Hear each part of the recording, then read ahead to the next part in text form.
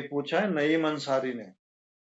गुरुजी नमस्कार, मेरा प्रश्न है कि पुनर्जन्म अगर सत्य है तो हमें मरने से डर क्यों लगता है और हमें पिछले जन्मों की बातें याद क्यों नहीं रहती? अगर याद नहीं रहती हैं तो हम पुनर्जन्म को सत्य कैसे मान लें? कृपया इसका उत्तर देने की कृपा करें। ठीक है, सवाल पूछे रिकार्नेशन से संबंधित सवाल है। इसमें कई सारी चीजें हमें समझनी पड़ेंगी। देखिए, पुनर्जन्म का मतलब होता है दोबारा जन्म लेना। जितने भी धर्म हैं या मत मान्यताएं हैं, उनमें बहुत सारे धर्म रिकार्नेशन को नहीं मानते, पुनर्जन्म को नहीं मानते।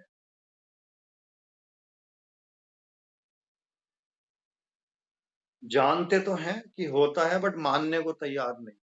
जैसे ईसाई के भी बहुत लोग नहीं मानते पुनर्जन्म, जबकि जीसस का पुनर्जन्म हुआ था 3 दिन के बाद।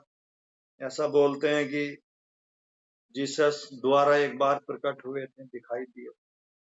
पर हिंदू जो मत है वो सबसे ज्यादा पुनर्जन्म की धारणा में विश्वास रखता है। क्यों रखता है? अब मैं तो कह दूंगा पुनर्जन्म सत्य है, पर उसके कुछ तर्क है। क्या तर्क है? देखिए, हिंदू जो मान्यता और सभ्यता या सनातन वैदिक धर्म है, वो मानता है कि कुछ भी मरता नहीं है, बस परिवर्तित होता है, ट्रांसफॉर्म हो जाता है एक चीज से दूसरी चीज। यानी पुनर्जन्म कब नहीं होगा? जब हम मर गए, बिल्कुल परिवर्तित ना हो। बट हिंदू धर्म मानता है कि यहाँ मरेगा कुछ नहीं, बस परिवर्तित होगा। यानी उनकी मान्यता यहाँ हो रहा है में कोई चीज नहीं है। जैसे हमारे शरीर में हजारों सेल्स मरती हैं, हजारों जन्म लेती हैं रोज। यानी हमारी ऊर्जा सेल्स मरने और जीने के माध्यम से परिवर्तित हो रही है, हमारी चेतना परिवर्तित हो रही है। तो मर तो कुछ नहीं रहा, अगर मर रहा है तो फिर हम मर ही जाएंगे, जबकि पैदा भी हो रहा है। तो यहाँ सब कुछ हो रहा है, फिक्स नहीं है कुछ भी।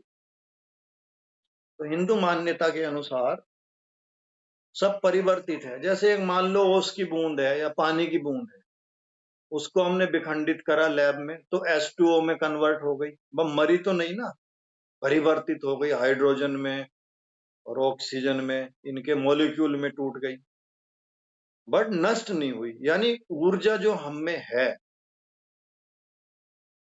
वो दूसरे चीजों में परिवर्तित हो जाती है। अब जैसे कोई किसी की मृत्यु हो गई, कोई मर गया, तो हमारे सामने उसका शरीर तो नष्ट हो गया, पर शरीर में जो ऊर्जा थी वो दूसरी चीज में परिवर्तित हो जाएगी, विलीन होके, बट मरेगी नहीं। जब तक मन है, संस्कार है, कर्म का फल है, जब तक ऊर्जा मरेगी नहीं, परिवर्तित होके नए रूप लेते रहेगी। मनुष्य है, पशु है, पक्षी है, पत्थर है। सनातन तो मानता है 84 लाख हमारे क्या है, योनियां हैं। उन सब में वो ऊर्जा परिवर्तित होती रहेगी, अपने कर्म के अनुसार, जाति के अनुसार, अपने संस्कार के अनुसार। यानी ऊर्जा तो एक है, बट आकार नए नए ले लेगी। यानी ये सारा खेल है आकार का। और जब हम निराकार में चले जाते हैं तो शरीर की ऊर्जा रूप लेना बंद कर देती है, जिसको हम बोलते हैं मुक्ति। यानी जब तक हम आकार में हैं, जब तक हम दूसरे जन्म लेते रहते हैं किसी ना किसी आकार में। जैसे ही हम निराकार हुए, निराकार मतलब मन नहीं है, अमन हुए, तो ऊर्जा नया रूप लेना बंद कर देती है, जिसको हम बोलते हैं मोक्ष। मोक्ष क्या है? ऊर्जा ने नए रूप लेना बंद कर दिया। ऊर्जा नए रूप अब नहीं लेगी, अब उसका आना और जाना, रूप परिवर्तन अब बंद हो गया। उस घटना को मुक्ति कहते हैं। तो सनातन और हिंदू का मानना है कि ऊर्जा एक रूप से दूसरे रूप में परिवर्तित होती है, जिसको हम पुनर्जन्म के रूप में देखते हैं। परंतु बहुत संप्रदाय हैं जो पुनर्जन्म को सत्य नहीं भी मानते हैं। उसके कारण है, उसके क्या कारण है? देखिए, वैज्ञानिकों ने इस बात पे, या जो पैरानॉर्मल साइंस, पराविज्ञान या मनोविज्ञान के कुछ वैज्ञानिक इस पे प्रयोग करते रहे हैं, रिसर्च करते रहे हैं, तथ्यों को इकट्ठा करते रहे हैं। इन सब का रिजल्ट अगर देखें तो उन्होंने ये पाया कि हिंदुओं में सबसे ज्यादा पुनर्जन्म की घटनाएं याद की जाती है इतिहास में ना। जैसे अगर हम तुलना करें मुस्लिम, यहूदी या ईसाई मत से, तो उनमें पुनर्जन्म की घटनाएं कम याद की जाती हैं। इक्का दुक्का कोई मिल गई, ठीक है। और हिंदुओं में ये घटनाएं ज्यादा वर्षों में देखी जाती हैं कि हिंदुओं को कभी कहीं कहीं पुनर्जन्म याद आ जाता है। तो ये बात कैसे हो रही है भाई?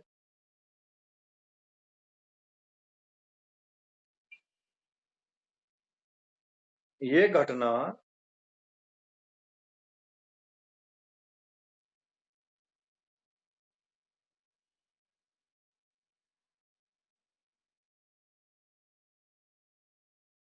उसका बड़ा मनोवैज्ञानिक कारण है।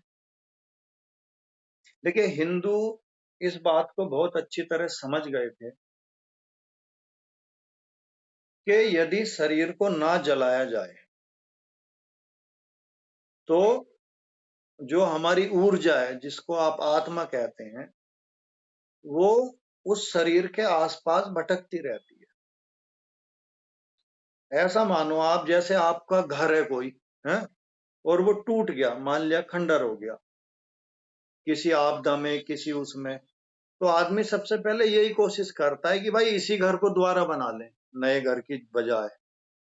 नया घर लेने के मुकाबले इस घर को ठीक करके दोबारा बनाना, यानी इसमें ही रह लें, क्योंकि इतने दिन हो गए रहते हुए, इस घर की आदत है, इस घर का सब कुछ पता है, कौन सा सामान किस कोने में है, और ये इस घर की हमें हैबिट भी हो गई, ठीक है ना। तो आत्मा की जो ऊर्जा है वो उस शरीर को छोड़ती नहीं है इतनी जल्दी कि अगर हम ना जलाएं तो वो उस शरीर को पकड़े रहती है, और उसी में कोशिश करती है, क्योंकि वो उसका पुराना घर है, कि इसी में प्रवेश कर जाऊं नए घर की जगह। तो हिंदुओं में जैसे ही अब घर पूरा जल गया तो अब उसका आसरा खत्म हो गया ना उसी शरीर में आने का, तो वो उस घर को फिर छोड़ जाती है, उस जगह को तो छोड़ जाती है, तो तत्काल फिर दूसरी जगह में प्रवेश करती है, दूसरे घर को अपनाती है, जिसको हम गर्भ धारण कहते हैं। यानी इस शरीर से आत्मा छूटी और दूसरे शरीर में बहुत तत्काल जल्दी प्रवेश मिल जाता है। अब जब दूसरे जगह में प्रवेश मिल गया तो उस जगह जिसके शरीर में प्रवेश मिला है उसके भी अपने संस्कार, मस्तिष्क, विचार, उसकी आदतें हैं, तो उस पर बहुत जल्दी प्रभावी हो जाएंगी उस आत्मा पुंज पे। तो इसलिए पुराना वो विस्मृत हो जाता है। जिन धर्मों में जलाने की प्रक्रिया या परंपरा नहीं है, आजकल तो ऊर्जा मीटर आ गए हैं, ऊर्जा से चेक करते हैं कि कोई अदृश्य ऊर्जा किन किन स्थान में है। अमेरिका में काफी प्रयोग चलते हैं ऊर्जा संयंत्रों से। तो हिंदुओं के जो शबदहा जो स्थल हैं, उन पे भी ऊर्जाओं से कुछ लोगों ने प्रयोग करके देखे, उनमें यही पाया कि कोई आत्म ऊर्जा नहीं है, लगभग खाली पड़े हैं वो जगह, जिसको आप भूत प्रेत कहते हैं, वो उन जगहों पे नहीं है। इक्का दुक्का मतलब अपवाद हो सकता है, 99% वो खाली है, क्योंकि वहां सब जल गया। जिन धर्मों में जलाने की व्यवस्था नहीं है, केवल जमीन में दबाने की व्यवस्था है, तो शरीर तो बहुत समय में नष्ट होता है जमीन में, तो उसकी ऊर्जा उसके चारों तरफ घूमती रहती है।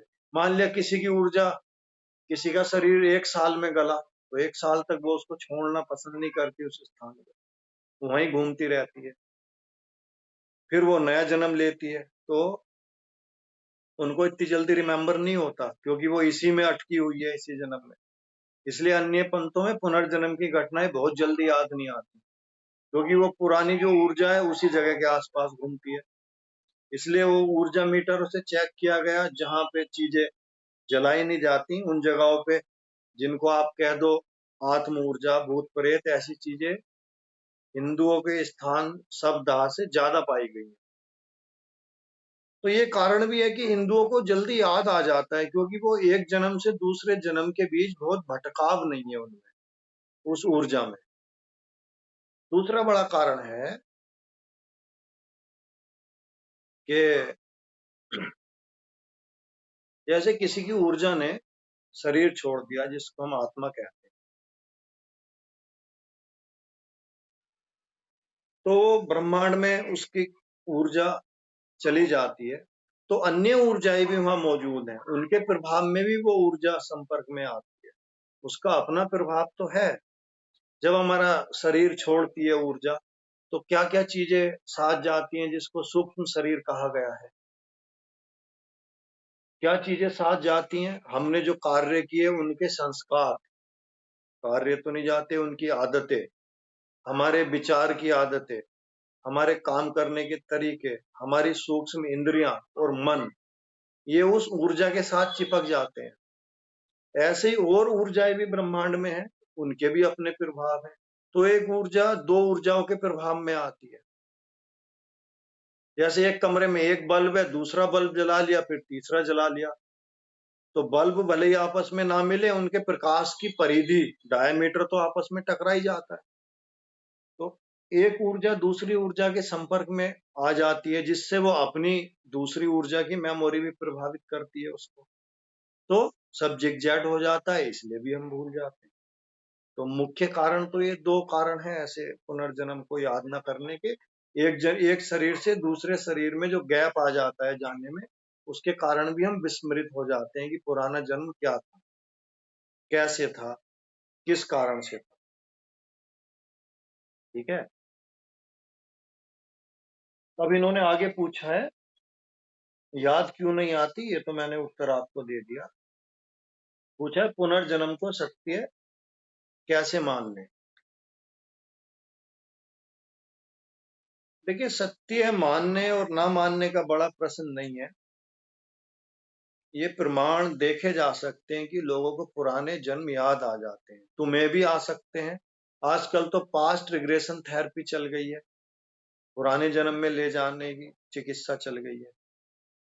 बुद्ध और महावीर इस प्रक्रिया को अपने साधकों पे करते थे, जिससे वो ये देख लें कि तुमने हर जन्म में अपना समय नष्ट किया है।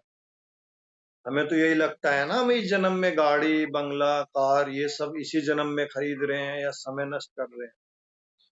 बुद्ध महावीर अपने शिष्यों को पुनर्जन्म की प्रक्रिया में ले जाते, उसको जात्यांतर परिणाम कहा गया है बहुत जगह। तो उनसे वो उन्हें याद आ जाता शिष्यों को कि हर जन्म में हमने नष्ट ही किया है समय को। जब हर जन्म में ऐसा ही किया है, तो इस जन्म में हम साधना करें, परमात्मा को पाएं, आत्मदर्शन करें। तो उसका उपयोग करने की पद्धतियां थी। आज पास्ट रिग्रेशन थेरेपी भी होती है, परंतु ध्यान और समाधि के द्वारा भी हम अपने पूर्व घटित घटनाओं को देख सकते हैं, वो भी एक प्रक्रिया है। सत्य है या नहीं, इस एक बात से और समझा जा सकता है। देखिए, किसी भी चीज को पूरा करने के लिए कल चाहिए। मान लिया कोई आदमी का अंतिम सांस है और उसकी कोई इच्छा रह गई कि मान लिया कल को मैं ये काम करूं, और उसकी अंतिम इच्छा में वो मर गया, काम नहीं कर सका, तो उसके आने वाला कल क्या होगा? उसकी इच्छा पूर्ति करने के लिए क्या चीज बनेगी? अगला जन्म बनना पड़ेगा, क्योंकि वो अंतिम इच्छा लेके मरा है। तो उस पूरा करने के लिए जो कल आएगा, उस कल का नाम अगला जन्म है। उस जब किसी का अगला जन्म होगा, यानी पिछले से ही संबंधित होगा, तो पूर्व जन्म इस बात से सत्य हो जाता है। तो पूर्व जन्म है, उसकी अपनी सत्यताएं हैं। इस बात पे ज्यादा जोर तर्क से या दर्शन से समझने की नहीं है कि पूर्व जन्म है या नहीं है। इससे ज्यादा महत्वपूर्ण बात यह है कि इस जन्म में हम क्या है। क्या हमारा ये जन्म अगले जन्म को परिवर्तित हो जाएगा, या हमें इसी जन्म में वो आकार लेना बंद करना होगा, जिससे अगला जन्म मिले। महत्वपूर्ण बात यह है, ये जन्म मरण की प्रक्रिया के बाहर कैसे है। अगर मैं कह भी दूं सत्य है, और मैं ना ये भी ना ये कहूं कि असत्य है, उससे तुम पे क्या फर्क पड़ेगा? तुम तो बेहोश के बेहोश ही रहेगे। तो इन दो धारणाओं से तो बड़े नुकसान हुए। जिन लोगों ने ये माना कि पुनर्जन्म सत्य है, उन लोगों में थोड़ी उदासीनता आ गई। यानी भाई अगले जन्म है, उससे अगले जन्म है, एक न्यूट्रलाइजेशन आ गया, एक बोरियत जैसी आ गई जीवन में। उनकी त्वरा खत्म हो गई, स्पीड खत्म हो गई। जिन मतों ने, जिन लोगों ने माना, वो बहुत ज्यादा फास्ट या एडवांस नहीं हो पाए। बहुत जल्दी जल्दी खोजना है क्योंकि कल मर जाएंगे, ऐसा जिन्होंने नहीं सोचा, तो उनके जीवन में एक उदासीनता, एक उनकी गति धीरे हो गई थोड़ी।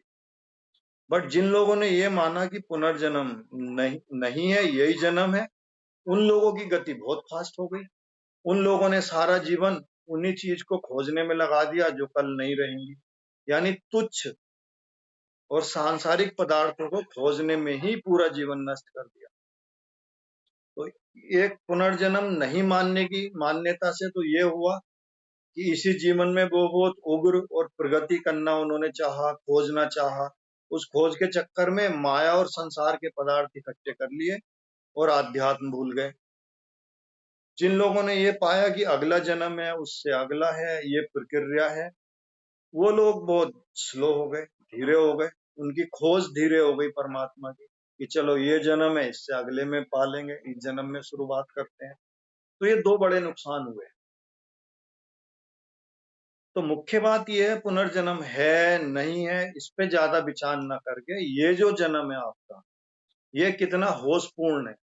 क्या आप इस जन्म को अपना अंतिम परिवर्तन बनाना चाहते हो कि आगे और जन्म लेने की इच्छा रखना चाहते हो? तो मुख्य बात यह है कि आपको साधना के द्वारा इस जन्म को अंतिम जीवन बना लेना है, जिससे हमारा आकार और अगले शरीरों में परिवर्तित ना हो, जिसको कहते हैं आवागमन, द्वारा आए और गए। यानी आपको आवागमन से मुक्त होने का प्रयास करना चाहिए।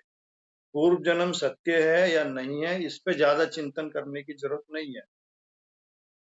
अगर सत्य है तो उसको कैसे रोका जाए, और सत्य नहीं है तो इस जन्म से मुक्त कैसे हुआ जाए, इस जन्म को अंतिम जन्म कैसे बनाया जाए, ये बात मुख्य है। नहीं तो बार बार जन्मेंगे, फिर दुख लेंगे, फिर माया में फंसेंगे, फिर संसार का चक्कर, फिर रोग पीड़ा दुख, ये फिर प्राप्त करेंगे। तो मुख्य सवाल है कि हम इससे पार कैसे हो जाएं, जन्म मरण के चक्र से। हमारी ऊर्जा परमात्मा के निराकार में कैसे विलीन हो जाए, जिससे वो कोई और आकार ना ले पाए। हमारे अन्य आकार लेने तभी बंद होंगे जब हम निराकार में विलीन हो जाए। जब तक हम निराकार में नहीं मिल रहे, जब तक हमारी ऊर्जा कोई ना कोई 84 लाख योनियों का आकार लेती रही। तो मुख्य बात है कि इस शरीर के बंधन से कैसे छूटें, ये मुख्य बात, ठीक है ना। तो इस पे हम विचार करें, साधना की ओर उन्मुख हो, जिससे हम इस जन्म में ही अपनी परिपूर्ण स्थिति पा सकें। तो ये मुख्य बात है इस संबंध में। बाकी अगला प्रश्न अगली बार लेंगे। आज के लिए तो इतना ही।